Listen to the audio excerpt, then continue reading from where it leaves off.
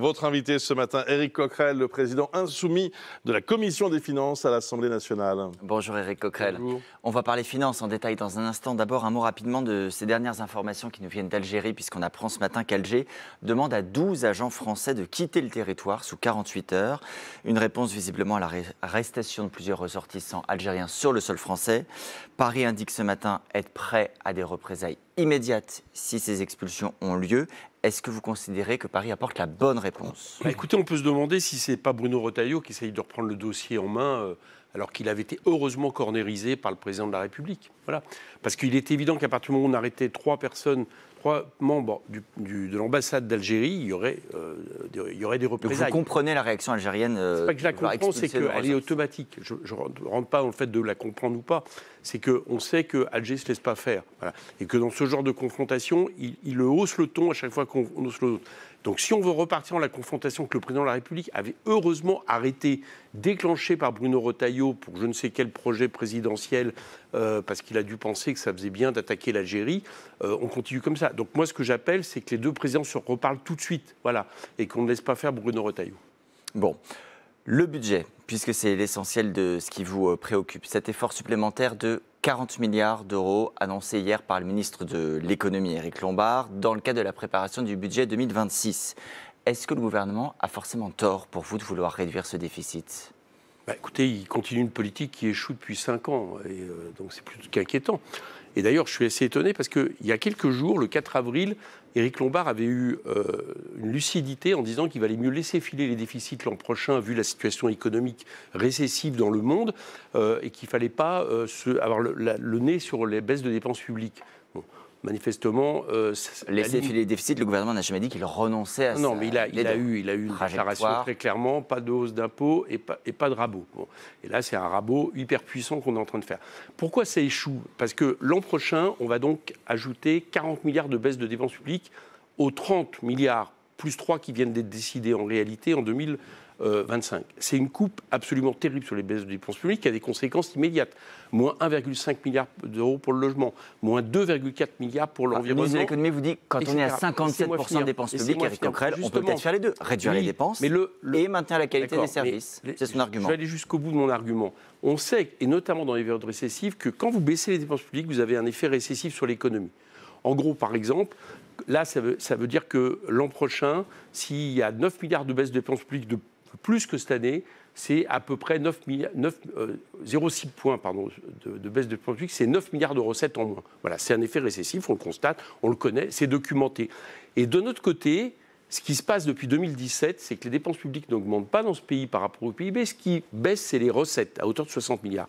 Donc, il faut peut-être arrêter avec cette politique qui a consisté à faire des cadeaux fiscaux aux plus riches au capital, en espérant que ça ruisselle dans l'économie. Ça n'a pas ruissellé. En termes d'industrie, de chômage, de salaire, de pauvreté, le bilan est catastrophique. Et revenir à une politique qui répond aux problèmes de nos entreprises aujourd'hui, qui est un problème de demande. Éric Coquerel, justement, vous avez raison, le ministre dit on va réduire les dépenses et ce sera certainement l'essentiel des économies. Il dit aussi il peut aussi y avoir une augmentation des recettes liées à la croissance.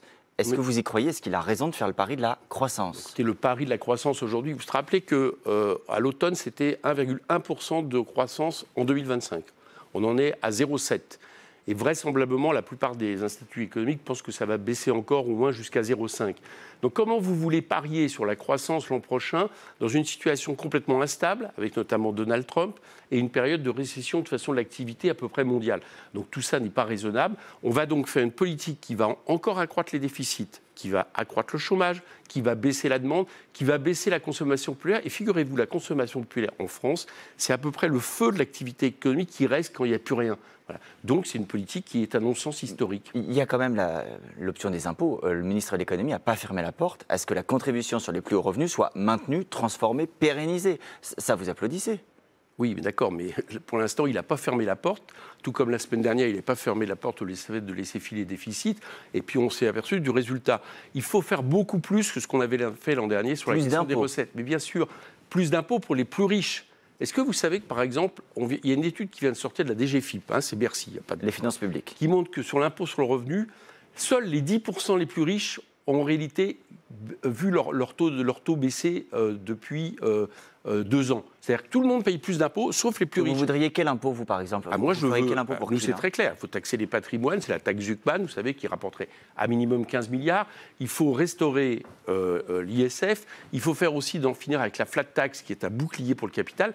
Et il y a quoi récupérer à peu près 30, 40, 50 milliards assez facilement, au lieu de baisser les dépenses publiques, qui, je le répète, non seulement vont impacter sur la vie de tous les jours des Français. Vous croyez qu'on a de quoi encore se payer moins 1,5 milliard dans le logement, alors qu'il y a une crise absolument terrible? Et de l'autre côté, on irait chercher des recettes. On pourrait à la fois ne pas laisser filer les déficits de ce fait-là et en même temps investir notamment dans l'écologie, parce qu'on en a bien besoin. Vu ce qu'on se dit là, Éric Coquerel, est-ce que ça veut dire que la motion de censure, elle est déjà garantie, écrite, prête à être Sur le papier, déposée? oui. Sur le papier, oui. Et à quel horizon? On parle de l'automne ou on parle avant l'automne? Sur le papier, oui, mais justement, c'est-à-dire notamment au plus tard à l'automne, parce qu'ils vont essayer de passer avec un 49.3, il y aura une motion de censure. Sauf que je m'aperçois que si le gouvernement peut faire tout ça, c'est parce que le Parti socialiste a refusé de voter la motion de censure. Alors, est-ce que le Parti socialiste voudra, comme M. Hollande le dit, laisser le gouvernement, laisser M. Macron épuiser le pays avec cette politique jusqu'en 2027? C'est eux qu'on la réponse. Donc c'est un appel que vous lancez aux socialistes le matin, censurer avec ce matin, censurer avec nous dès maintenant. Ça fait longtemps qu'on le dit. Là, nous, on dit qu'on est prêt déjà à déposer une motion de censure si toute la gauche est prête à le voter. Bon. Et le RN, vous savez comme moi que ça dépendra de Mme Le Pen, puisqu'elle est condamnée et elle ne pourrait pas se représenter en tant que députée. Donc, s'il y a une dissolution. Mais il y a encore un dialogue entre vous et les socialistes? Il y a encore des contacts? C'est une forme de dialogue que je dis. Voilà, quand je dis je les appelle à censurer. Est-ce que ça existe encore? Oui, par exemple, dans ma commission, ça existe, de facto. Président de la commission des finances, je discute avec toute la gauche. Mais ce n'est pas le moment où on a le plus de relations, je veux dire. Vous présenterez demain les conclusions d'un rapport, d'une commission d'enquête sur les dérapages budgétaires des dernières années. Ça pourrait se reproduire à l'identique aujourd'hui? On pourrait se reproduire dans la même configuration? Alors, ce que je crois, c'est que les écarts entre ce que les services produisent et puis ce qui est annoncé publiquement, qui est vraiment une des caractéristiques 2023-2024, c'est-à-dire, en gros, le gouvernement a annoncé à chaque fois des chiffres plus optimistes que ce que ces services lui donnaient. Ça, je pense que, quand même, ça va être moindre. C'est-à-dire que la leçon est un peu prise et ça devait être compliqué.